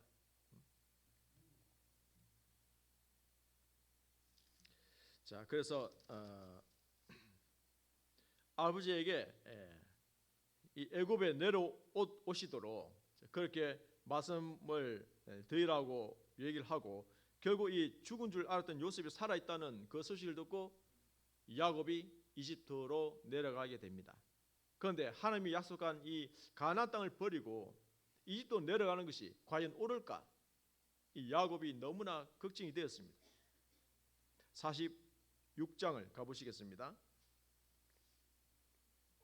46장 2절에서 4절 같이 읽겠습니다. 밤에 하나님이 이상 중에 이스라엘에게 나타나시고 불러 가라사대 야곱아 야곱아 하시는지라. 야곱이 가로되 내가 여기 있나이다 하매 하나님이 가라사대 나는 하나님이라 내 아비 하나님이니 애굽으로 내려가기를 두려워 말라. 내가 거기서 너로 큰 민족을 이루게 하리라. 내가 너와 함께 애굽으로 내려가겠고 정녕 너를 인도하여 다시 올라올 것이며 요셉이 그 손으로 내 눈을 감기리라 하시더라. 고민하고 있는 이 야곱에게 하나님은 밤에 또 꿈에 나타나셨습니다. 그래서 야곱아 야곱아 내가 여기 있나이다. 나는 하나님이라. 애굽으로 내려가기를 두려워 말라. 너로 큰 민족을 이루게 하리라. 요셉이 네 눈을 감길 것인데 네가 가나안 땅에 올라와서 장사를 지낼 것이다. 이 예언의 말씀까지 다 한 겁니다. 그래서 두려워하지 말라. 내려가거라. 허락해 주신 거죠. 자, 그래서 결국 야곱이 70명의 가족을 데리고 이집트에 내려가서 극지로 요셉과 함께 살면서 고센 땅을 물려받아서 살게 되는 거잖아요. 그 내용입니다. 자, 그래서 결국 이 내용을 보면은 죽은 줄만 알았던 이 요셉이 다시 살아난 것처럼 예수님께서도 죽으시고 3일 후에 부활하셨잖아요. 그 제자들에게 너에게 평강이 있을지어다, 너에게 평강이 있을지어다 라고 먼저 화해의 손을 내미신 것처럼 이 요셉은 그래서 예수님의 모형이 되는 겁니다. 오늘이 부활절이죠. 예수님이 부활하신 그 날로 우리가 이제 하고 있죠. 자, 그래서 그런 것처럼 구약 시대에 요셉이 거의 죽은 듯했는데 다시 또 살아난 것, 이것이 뭐냐? 예수님의 죽으심과 부활하심에 대한 모형이 된다는 겁니다. 그래서 지금 이 형들을 용서하고 화해의 손을 내미는. 자, 그리고 이 요셉이 가족들 다 구원시켰잖아요. 결국은 그죠? 그 기근에서 가족들 다 구원시켰습니다. 예수님이 십자가에 죽으심으로 말미암아 부활하심으로 말미암아 모든 세상 사람들의 영혼을 다 구원시켜 놨습니다. 근데 그걸 안 믿는 죄 때문에 지옥에 가는 것이지 이 사실 믿으면은 천국 가잖아요. 요셉의 말을 액면 그대로 믿으면 그들은 다 가족이 구원받는 겁니다. 그 기근에서. 그런 것처럼 요셉은 진심으로 형들을 용서한 것입니다. 그런데 놀라운 것은 성경을 읽다 보면은 형들의 마음에는 용서를 다 받지 못한 것 같아요. 왜 그러냐? 50장을 가보시겠습니다. 50장.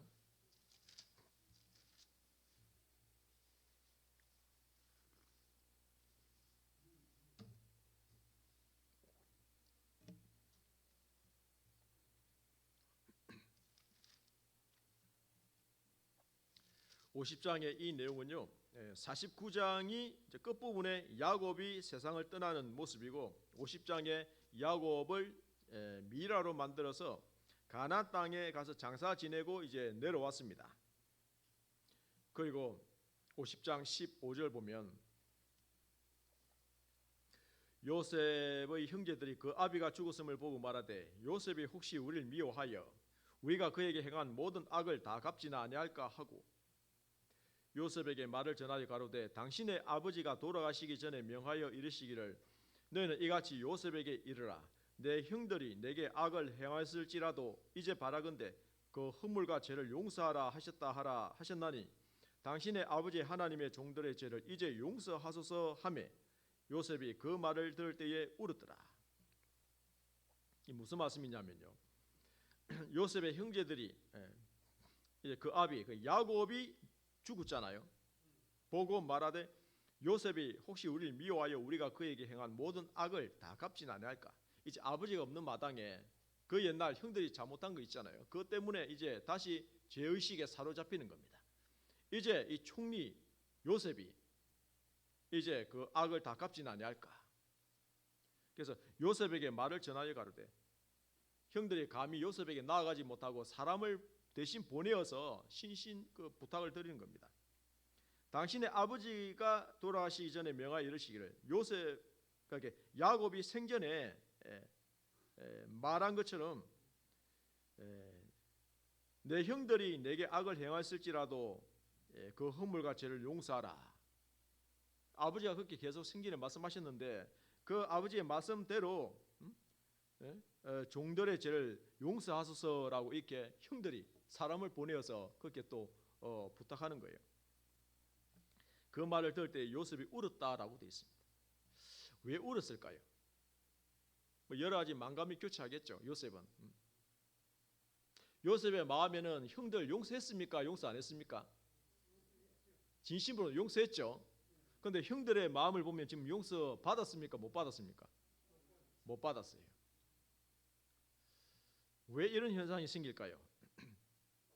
이것은 아직 요셉이 어떤 인물인지를 알지 못하는 겁니다. 형들은 하나님의 인격을 닮아가고 요셉이 얼마나 신앙이 있는 사람인지 하나님의 마음으로서 정말 용서했는데 그 요셉을 알지 못하는 겁니다. 요셉의 진심을 알지 못하는 겁니다. 또 17세 소년 때 팔려서 그리고 22년 만에 만났기 때문에 22년이라 하는 그 교제가 없었기 때문에 너무나 요셉이 어떤 생각하는지를 또 몰랐던 거예요. 그리고 요셉의 말을 그대로 받아들이지 아니한 이 모습을 볼 수가 있는 겁니다. 그것은 자기제 큰 줄만 알고 하나님의 사랑이 얼마나 큰지를 모르고 깨닫지 못하는 것과 같은 겁니다. 창세기 42장을 가보시겠습니다. 창세기 42장에 창세기 42장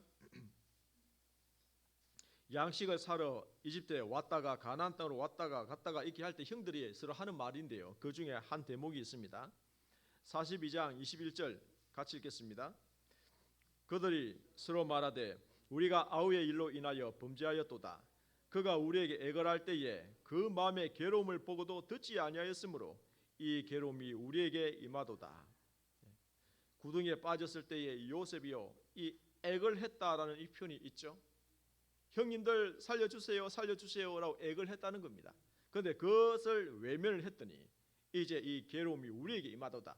그러니까 그 옛날 동생에게 잘못한 그것이요 죄의식이 사로잡혀 있는 거예요. 이것이 아직 용서를 받지 못하고 있는 겁니다. 우리가 하계 수양회 또 이번에 충계 수양회도 있잖아요. 보면 어르신들 상담을 하다 보면 영원한 속죄에 대한 말씀도 다 들으셨는데 그런데 상담하다 보면은 아직 죄 문제 해결 안 되신 분이 계세요. 알겠는데 아직 용서가 안 됐대요. 무슨 뜻인지 알겠는데 아직 마음이 불편하다는 거예요. 그 뭡니까? 혼자 숨겨 있는 그 숨은 죄가 다 있는 겁니다. 나 혼자 알고 있는 그 죄. 이제까지 어떻게 용서되었을까 하는 그 마음이 딱 갖고 있으니까 그게 안 믿어지는 거예요. 그래서 하나님의 사랑이 얼마나 큰지 그 사랑에 대해서 다시 쭉 전하면 아 그렇구나. 내 죄가 크지만은 하나님의 사랑은 더 크구나, 더 놀랍구나. 그 일단 믿어지면 이게 해결 다 되잖아요. 근데 그 부분이 좀 차이가 있더라고요. 그래서 이 형들이 자기들이 얼마나 내가 이런 죄를 지었는데 동생에게 요셉이 정말 용서했을까 하는 이 의심이 딱 있는 거예요.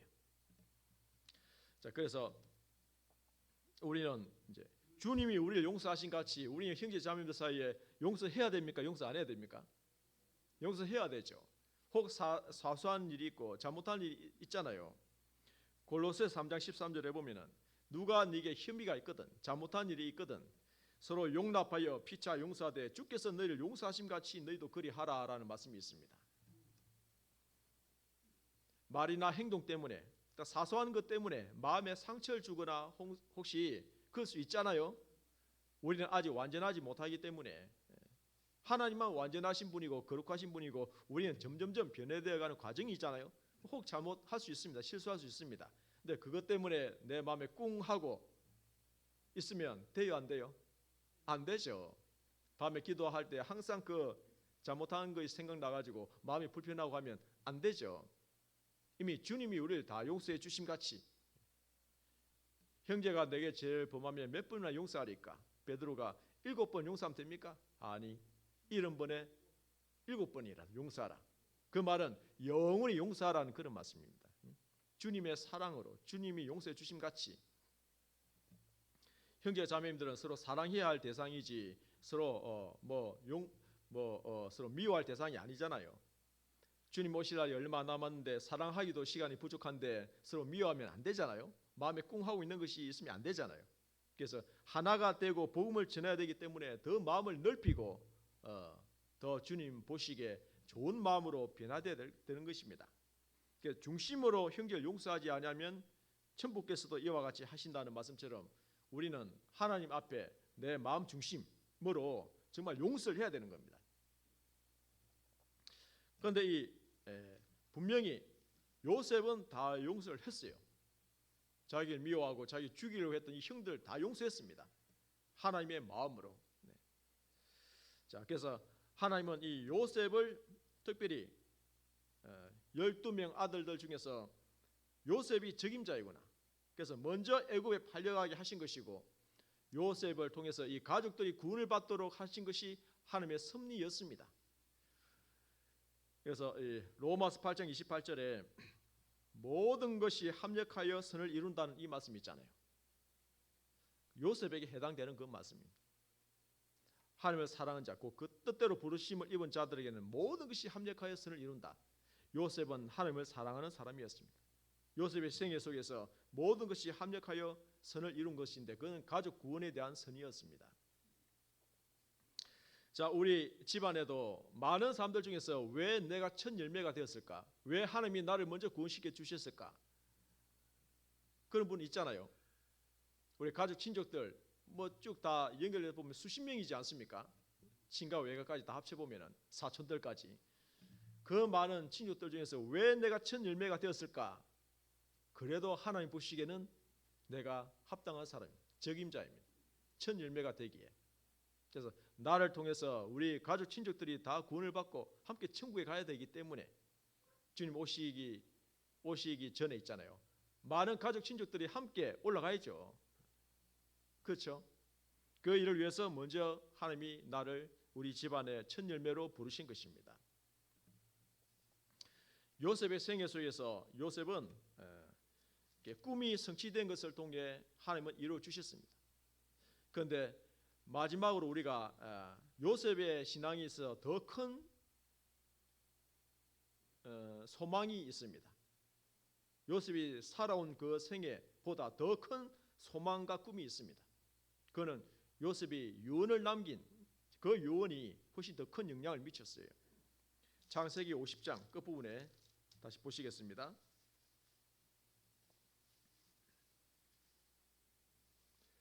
창세기 50장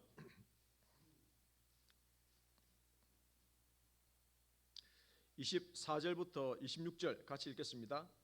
요셉이 그 형제에게 이르되 나는 죽으나 하나님이 너희를 권고하시고 너희를 이 땅에서 인도하여 내사 아브라함과 이삭과 야곱에게 맹세하신 땅에 이르게 하시리라 하고, 요셉이 또 이스라엘 자손에게 맹세시켜 이르기를 하나님이 정녕 너희를 권고하시리니 너희는 여기서 내 해골을 메고 올라가겠다 하라 하였더라. 요셉이 110세의 죽음에 그들이 그의 몸에 향제를 넣고 애굽에서 입간하였더라.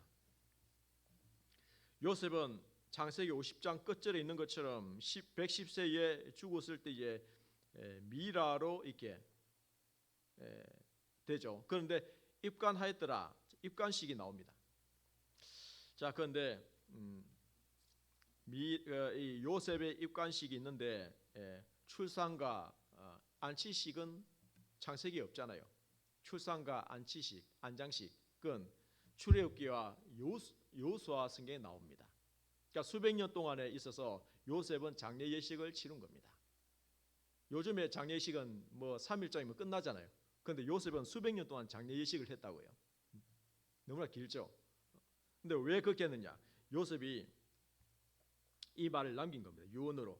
그것은 하나님이 반드시 아브라함, 이삭, 야곱에게 맹세하신 이 가나안 땅으로 너희 이스라엘 민족을 인도하실 때가 있을 것이다. 이집트 이거는 세상인데, 이집트는 세상을 의미하는 거잖아요. 여기 영구히 살라고 여기 두신 것이 아니다. 반드시 하나님이 인도하실 때가 있을 것이다. 그래서 이 가나안 땅에 우리 후손들은 살아야 된다. 그때 하나님이 인도하실 그때에 반드시 내 해골을 가지고 올라가거라. 이 유언을 남긴 거예요. 말만 하면 안 들을 것 같으니까 내 해골을 가지고 올라가라 라고 명을 남긴 겁니다. 출애굽기 13장을 보시면은, 출애굽기 13장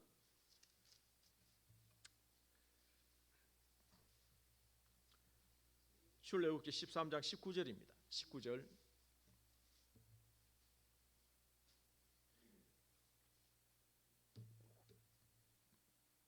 같이 읽겠습니다. 모세가 요셉의 해골을 취하였으니 이는 요셉이 이스라엘 자손으로 단단히 맹세케 하여 이르기를 하나님이 필연 너희를 권고하시리니 너희는 나의 해골을 여기서 가지고 나가라 하였음이었더라. 자, 몇백 년이 지나서 이제 이스라엘 민족이 이집트에 430년 사는 동안에 400년간 종살이 했기 때문에요. 적어도 400년 정도 종살이하는 그때 이제 출애굽, 모세를 통해서 출애굽 하잖아요. 그때 요셉의 해골을 취하였으니, 왜? 요셉이 단단히 맹세케 하여 이르기를 하나님이 필연 너희를 권고하시니, 창세기 50장에 있는 이 말씀이잖아요. 단단히 맹세시켰다는 것. 경상도 사투리로 단디 해라 아시죠? 단디, 뭐 하더라도 단디 해라 이 말이 있잖아요. 단디 내 해골 갖고 와야 된다. 이걸 유언을 남긴 거예요. 그래서 이 모세가요, 이 유언대로 가지고 단디 갖고 나온 거예요. 그리고 이제 모세가 죽고 여호수아가 가나안 땅을 정복하잖아요. 그래서 이스라엘 12지파에게 땅 부패를 다 하고 나서 여호수아 24장에 가 보시겠습니다. 여호수아 24장에 여기에 이제 마지막 안치식이 되면서 끝나는 겁니다. 장례식이. 여호수아 24장 32절 보시면은 같이 읽겠습니다. 이스라엘 자손이 애굽에서 이끌어낸 요셉의 뼈를 세겜에 장사하였으니 이곳은 야곱이 세겜의 아비 하몰의 자손에게 금 100개를 주고 산 땅이라. 그것이 요셉 자손의 기업이 되었더라. 자, 요셉의 뼈를 어디요? 세겜에 장사하였다. 이 가나안 땅에 있는 세겜. 에브라임 지파에게 주었던 이 세겜. 그 요셉의 아들이 에브라임이잖아요. 그래서 이 세겜에 장사를 하였는데 결국 이때 이제 장례식이 끝난 겁니다. 자, 그래서 저는 이 성경 요셉에 대해서 오늘 배우면서 살아 생전에 그 꿈이 이루어진 것보다 실제는 수백 년이 지나서 이스라엘 민족이 가나안 땅으로 올라가는 그 출애굽기 1장에 있는 것처럼 이스라엘 민족이 그 고역 속에서 노예 생활하면서 너무나 힘들어서 부르짖었잖아요.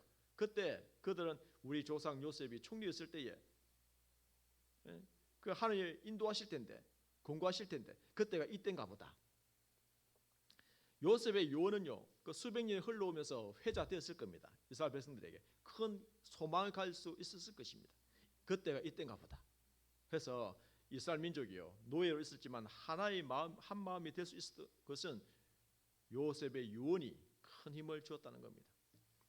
그래서 우리가 믿음장을 보면 히브리서 11장에 가보시겠습니다.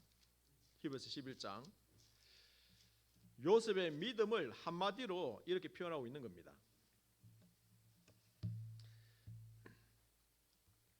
히브리서 11장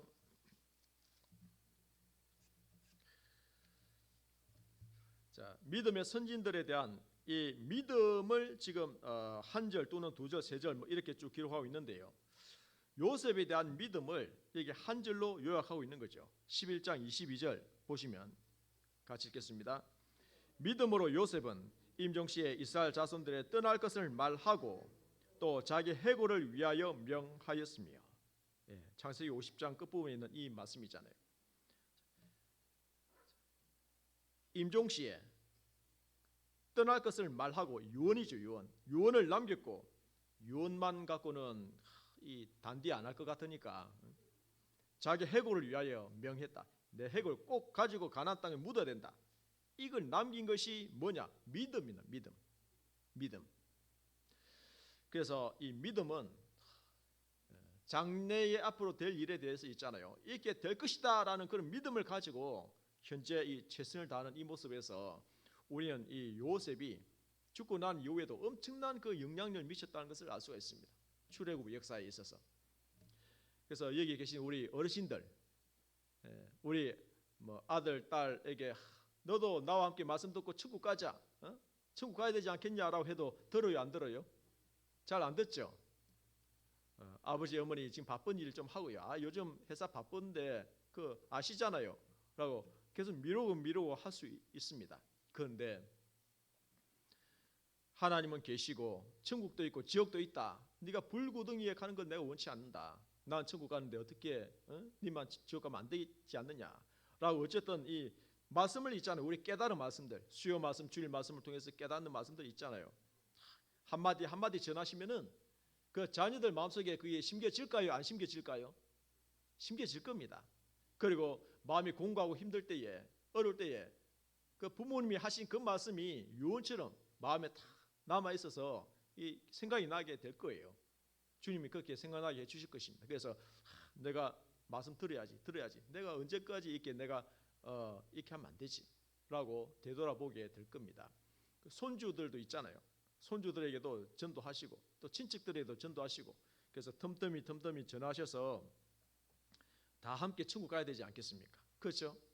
그래서 오늘 이 요셉이 하나님의 섭리 가운데 쓰임을 받았는데 너무나 하나님 앞에 합당한 모습으로 잘 살아감으로 인해서 하나님은 그 가족들을 구원시키는 역사를 했고 또 후손들이 가나안 땅으로 올라갈 수 있도록 큰 영향을 미쳤는데 그 우리도 요셉과 같은 그런 삶을 살 수 있도록 우리 가족 친족들이 다 함께 천국 갈 수 있도록 그 일에 우리가 귀하게 쓰임을 받아야 되겠습니다. 같이 기도하시겠습니다. 하나님 아버지 감사드립니다. 오늘 요셉의 섭리 가운데에 하나님의 섭리 가운데에 쓰임 받은 그 요셉의 생애를 통해서 교훈을 나눴습니다. 우리는 주님을 본받는 자가 되고 또 그리스도의 모형이 됐던 요셉의 삶을 통해서 본받을 만한 그런 내용들이 많이 있음을 알게 되었습니다.